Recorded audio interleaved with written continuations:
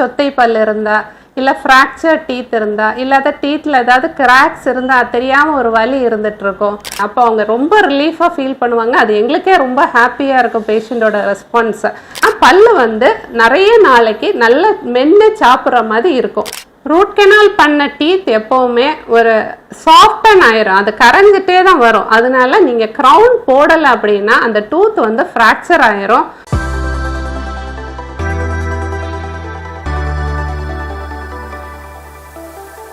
வணக்கம், நான் doctor Reeja Ranjith, joy dentistry Vinayagapuram கொளத்தூர்ல ப்ராக்டிஸ் பண்ணிட்டு இருக்கேன். கண்டிப்பா கூல்ட்ரிங்க்ஸ், அதாவது carbonated drinks, Pepsi, Coke, Mirinda எல்லாம் ரெகுலரா குடிக்கிறதுனால கண்டிப்பா அது பல்ல பாதிக்குது. பல்லு எப்படி பாதிக்குது அப்படின்னா, அந்த பல்லோட உள்பக்கமா பாத்தீங்கன்னா ஒரு தேய்வு தெரியும் உங்களுக்கு பல்லுல. அப்படியே அது மெல்லுசாகி அது சிப்பாகி போற அளவுக்கு அந்த எனாமல் தேஞ்சு வரும். ஃபர்ஸ்ட் எனாமல் தேயும், அப்படியே அது டென்டின் அப்ரோச் பண்ணி வேர் வரைக்கும் அது பாதிப்பை ஏற்படுத்தலாம். அதனால கிரானிக்கா குடிக்கிறத நிப்பாட்டுறது ரொம்ப நல்லது. பல்லுக்கு அது நல்லது கிடையாது. ரூட் கெனால் ட்ரீட்மெண்ட் வந்துட்டு இன்ஃபெக்டட், அதாவது சொத்தை பல்லுக்கு அவசியம் தேவைப்படலாம், இல்லை வந்துட்டு டேமேஜ் டீத்தாக இருந்தாலும் தேவைப்படலாம். அதாவது யாருக்கெல்லாம்னா கேரிஸ் டீத் இருந்தா, அதாவது சொத்தை பல் இருந்தா இல்லை ஃப்ராக்சர் டீத் இருந்தா இல்லாத டீத்தில் ஏதாவது கிராக்ஸ் இருந்தால் தெரியாமல் ஒரு வலி இருந்துட்டு இருக்கும். இல்லைன்னா ரெஸ்டோரேஷன் பண்ணியிருப்பாங்க, அதாவது ஃபில்லிங் பண்ணியிருப்பாங்க, இந்த ஃபில்லிங் உடஞ்சி போயிருக்கலாம். அல்லது ஆல்ரெடி ரூட் கெனால் பண்ணவங்களுக்கே திருப்பி இன்ஃபெக்ஷன் வந்து திருப்பி ரூட் கெனால் பண்ணுற மாதிரி இருக்கும்.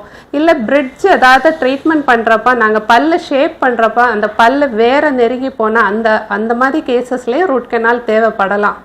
அதாவது பேஷண்ட்க்கு அது சிம்டமாக எப்படி தெரியும் அப்படின்னா, ஒரு வலி இருக்கும், அதாவது டேப்லெட்ஸ் போட்டாலும் குறையாத ஒரு வலியாக இருக்கும். அந்த மாதிரி இல்லாமல் சிலவங்களுக்கு அது ஸ்வெல்லிங்காக இருக்கும், அந்த ஸ்வெல்லிங்லேருந்து டிஸ்சார்ஜ் இருக்கும். சிலவங்களுக்கு அந்த டூத் கலரில் ஒரு சேஞ்ச் இருக்கும், அல்லது ஃபேஸில் ஒரு ஸ்வெல்லிங் தெரியலாம். இப்படி எது இருந்தாலும் ரூட் கெனால் பண்ண வேண்டியது அவசியத்தை காட்டுகிறது. ரூட் கெனாலில் ஃபஸ்ட்டு வந்துட்டு நீங்கள் ஃபஸ்ட்டு விசிட் வர்றப்போ நாங்கள் ரூட் கெனால் ப்ரொசீஜர், எக்ஸ்ரே எல்லாம் எடுத்து உங்களுக்கு கிளியராக எக்ஸ்பிளைன் பண்ணிடுவோம், நெசசரி ஆஃப் ரூட் கெனால். அதில் வந்து நாங்கள் ப்ரிஃபர் பண்ணுறது மொத்தம் 4 sittings. First 2 visits for root canal and second 2 visits for crown preparation. சரியா, அதாவது அந்த பல்லு அளவெடுத்து க்ரவுன் ஃபிக்ஸ் பண்ணுறதுக்காக செகண்ட் 2 விசிட் இருக்கும். ஃபஸ்ட்டு விசிட்டில் என்ன பண்ணுவோன்னா, அனஸ்தீஷியா, அதாவது லோக்கல் அனஸ்தீஷியா, எங்கே அந்த பல் இன்ஃபெக்டடாக இருக்கோ அந்த இடத்துல லோக்கல் அனஸ்தீஷியா கொடுத்துட்டு அந்த இடத்துல இருக்க சொத்தை எல்லாம் ரிமூவ் பண்ணிவிட்டு அது வழியாக அந்த வேர் அப்ரோச் பண்ணி அந்த வேரில் இருக்கிற அழுகி போன அந்த நெக்ரோஸ்ட் பல்ப், அதை அழுகி போன வேர் அதெல்லாத்தையும் ரிமூவ் பண்ணிவிட்டு நல்ல மருந்து வச்சு க்ளீன் பண்ணிவிட்டு உள்ளால் மருந்து வச்சு அடைச்சி விட்ருவோம். அதுதான் எங்களோட ஃபஸ்ட்டு ஸ்டெப். செகண்ட் ஸ்டெப்பில் என்ன பண்ணுவோன்னா, செகண்ட் விசிட் ஒரு 3-4 டேஸ் அந்த மருந்து உள்ள இருந்ததுக்கப்புறம் திரும்ப பேஷண்ட்டை கூப்பிட்டு அந்த பேஷண்ட்டிட்ட விசாரிப்போம், எப்படி பெயின் இருக்குது, கம்ஃபர்டபுளாக இருக்கீங்க. அப்போ அவங்க ரொம்ப ரிலீஃபாக ஃபீல் பண்ணுவாங்க. அது எங்களுக்கே ரொம்ப ஹாப்பியாக இருக்கும் பேஷண்ட்டோட ரெஸ்பான்ஸை. அதுக்கப்புறம் அந்த பேஷண்ட்டை கூப்பிட்டு அன்றைக்கி நாங்கள் என்ன பண்ணுவோன்னா, எக்ஸ்ரே எடுத்து அந்த வேர் வரைக்கும் ஃபுல்லாக அந்த க்ளீன் ஆகிருக்கா, எல்லாம் டெப்ரிஸ் எல்லாம் இல்லாமல் நல்லா க்ளீன் ஆகிருக்கான்னு செக் பண்ணிவிட்டு அந்த ரூட் கெனாலை சீல் பண்ணிவிட்டு அன்றைக்குமே நாங்கள் டெம்பரரி ஃபில்லிங் தான் கொடுப்போம். எதுக்காகனா, இன்னும் அந்த பெயின் வருதா இல்லை கம்ஃபர்டபுளாக நல்லா சப்சைட் ஆகிருக்காங்களா அப்படின்னு செக் பண்ணுறதுக்காக விடுவோம். இதுதான் எங்களோட செகண்ட் விசிட். அந்த ரூட் கெனாலில் முக்கியமானது எதுன்னா, கெனால்ஸ் மிஸ் பண்ணக்கூடாது, பாதி க்ளீன் பண்ணி பாதி க்ளீன் பண்ணாமல் விட்டுறக்கூடாது. எல்லாமே பர்ஃபெக்டாக பண்ணால் மட்டும்தான் அந்த பல்லில் திரும்ப இன்ஃபெக்ஷன் வராமல் இருக்கும், பர்ஃபெக்டாக அந்த ரூட் கெனால் கம்ப்ளீட்டடுன்னு இருக்கும். இந்த ஸ்டெப்பை வந்து நாங்கள் செகண்ட் விசிட்டில் முடிப்போம்.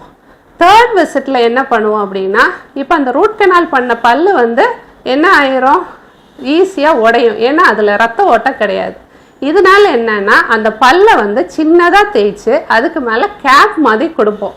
இதனால என்ன ஆகும்னா, பல்லு வந்து நிறைய நாளைக்கு நல்ல மென்று சாப்பிட்ற மாதிரி இருக்கும். இல்லை நீங்கள் கேப் போடாமல் விட்டீங்கன்னா பல்லு உடையிறதுக்கான சான்சஸ் இருக்குது. இப்போ 4th விசிட் என்ன பண்ணுவோன்னா, அந்த லேபுக்கு அனுப்பியிருப்போம்ல, அந்த அளவு எடுத்து அந்த பல்லை லேப்லேருந்து செஞ்சது வந்ததுக்கப்புறம் அதை ஃபிக்ஸ் பண்ணி விட்டுருவோம். இதுதான் 4th ஸ்டெப். இதுதான் ரூட் கெனால் ட்ரீட்மெண்ட்டோட 4 ஸ்டெப்ஸை. மோஸ்ட்லி 4 ஸ்டெப்ஸாக தான் பண்ணுவோம். இன்கேஸ் பேஷண்ட்க்கு ஏதாவது எமர்ஜென்சின்னா அந்த 2 ஸ்டெப் ரூட் கெனாலை சிங்கிள் ஸ்டெப்பில் பண்ணுவோம். இல்லை ஏதாவது இண்டிகேஷன் இருந்தால் கூட சிங்கிள் ஸ்டெப்பாக பண்ணுவோம். ஆனால் இன்ஃபெக்ஷன் இருந்தால் சிங்கிள் ஸ்டெப்பில் பண்ண மாட்டோம். நம்ம ரூட் கெனால் பண்ணலை அப்படின்னா அந்த பல்லை எடுக்க தான் செய்யணும். எடுத்துட்டோம் அப்படின்னா அது ஆர்டிஃபிஷியலாக தான் ரீப்ளேஸ் பண்ண முடியும். எதர் நீங்கள் இம்ப்ளான்ட் பண்ணணும் அல்லது பிரிட்ஜ் பண்ணணும். இது வந்து கண்டிப்பாக ஒரு ஆர்டிஃபிஷியல் ரூட்டு தான். இம்ப்ளான்ட்னா ஒரு ஆர்டிஃபிஷியல் ரூட்டு, இல்லைன்னா அது ஒரு ஆர்டிஃபிஷியல் ரீப்ளேஸ்மெண்ட் தான் பிரிட்ஜுன்னா. அது என்றைக்குமே வந்து உங்களோட நேச்சுரல் டூத் நேச்சுரல் ரூட் மாதிரி வராது.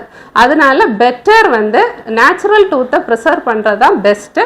காஸ்ட் வைஸும் ரூட் கெனால் பண்ணுறது தான் cheaper compared to bridge or implant. Root canal பண்ணதுக்கப்புறம் ப்ரஷிங் அண்ட் ஃப்ளாஸிங் ரெகுலராக பண்ணணும். இப்போ ரீசெண்டாக வாட்டர் ஃப்ளாஸர் வந்திருக்கு. அதாவது ஃப்ளாஸிங்கில் நீங்கள் நூல் யூஸ் பண்ணுறது பதிலாக வாட்டர் ஃப்ளாஸில் வந்து தண்ணி யூஸ் பண்ணி நீங்கள் க்ளீன் பண்ணுறதுனால அந்த டெப்ரிஸ் எல்லாம் ஃபுல்லாக க்ளீன் ஆகி வர்றதுனால உங்களுக்கு நல்ல ஹைஜீனிக்காக இருக்கும். உங்களோட க்ரௌன் போட்ட டூத் ரொம்ப க்ளீனாக ஸ்மெல்லாம் வராமல் க்ளீனாக இருக்கா, அது நீங்கள் பண்ணிக்கலாம். அப்புறம் 6 months ஒன்ஸ் நீங்கள் ஒரு டென்டல் செக்அப் பண்ணிக்கலாம். இதை தவிர ரூட் கெனால் பண்ண டூத்தில் வந்து நீங்கள் ரொம்ப ஹார்டானது கடிக்கக்கூடாது. என்றைக்குமே அது வந்து நீங்கள் கேர்ஃபுல்லாக யூஸ் பண்ணால் நல்ல லைஃப் கிடைக்கும் அந்த பிரிட்ஜ் ரூட் கெனால் பண்ண டீத்துக்கு. ரூட் கெனால் பண்ண டீத் எப்போவுமே ஒரு சாஃப்டன் ஆயிரும், அது கரைஞ்சிட்டே தான் வரும். அதனால நீங்கள் க்ரௌன் போடலை அப்படின்னா அந்த டூத் வந்து ஃப்ராக்சர் ஆயிரும். ஃப்ராக்சர் ஆன இடத்துல டெப்ரிஸ் அக்குமுலேட் ஆகும், அதாவது அழுக்கு வந்து தங்கும். அழுக்கு வந்து தங்குறப்ப அந்த ரூட் கெனால் பண்ண டீத்து திரும்ப இன்ஃபெக்ஷன் ஆகும், திரும்ப அந்த பல்லை எடுக்கிற மாதிரி தான் இருக்கும். அதனால நீங்கள் ரூட் கெனால் பண்ணதே வேஸ்ட் ஆகிற மாதிரி ஆயிரும். அதனால கண்டிப்பாக ரூட் கெனால் பண்ண டீத்துக்கு நீங்கள் க்ரௌன் போடுறது தான் நல்லது. மெயின்லி வந்து கடாவ பல்லு, கடாவ பல்லுக்கு முந்தின பல்லாம் கண்டிப்பாக நீங்கள் போடணும். ஏன்னா அதுதான் ஸ்ட்ரெஸ் பியரிங் ஏரியா, அதாவது நீங்கள் அதிகமாக மென்று சாப்பிட்றது அந்த இடத்துல தான். அதனால அந்த இடத்துல நீங்கள் கண்டிப்பாக க்ரௌன் போடுறது பெஸ்ட்டு. விட்டீங்கன்னா அது வந்து எடுக்கிற அளவுக்கு தான் போயிடும்.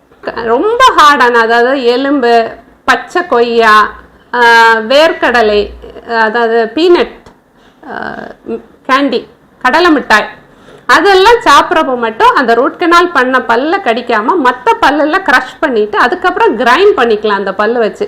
நீங்கள் டைரெக்டாக அதிலேயே சூ பண்ணீங்க அப்படின்னா அந்த செராமிக் உடஞ்சி போகிறதுக்கான சான்ஸ் இருக்குது. அதனால மற்றபடி நீங்கள் நார்மலாக ரைஸு, ஃப்ரூட்ஸு, வெஜிடபிள்ஸ் எல்லாம் சாப்பிட்டா எதுவுமே பண்ணாது. லைஃப் லாங் நீங்கள் நல்லா யூஸ் பண்ணலாம். இதுவரைக்கும் என்னுடைய அனுபவத்தை உங்களிடம் பகிர்ந்து கொண்டு நீங்களும் பொறுமையாக கேட்டதற்காக நன்றி.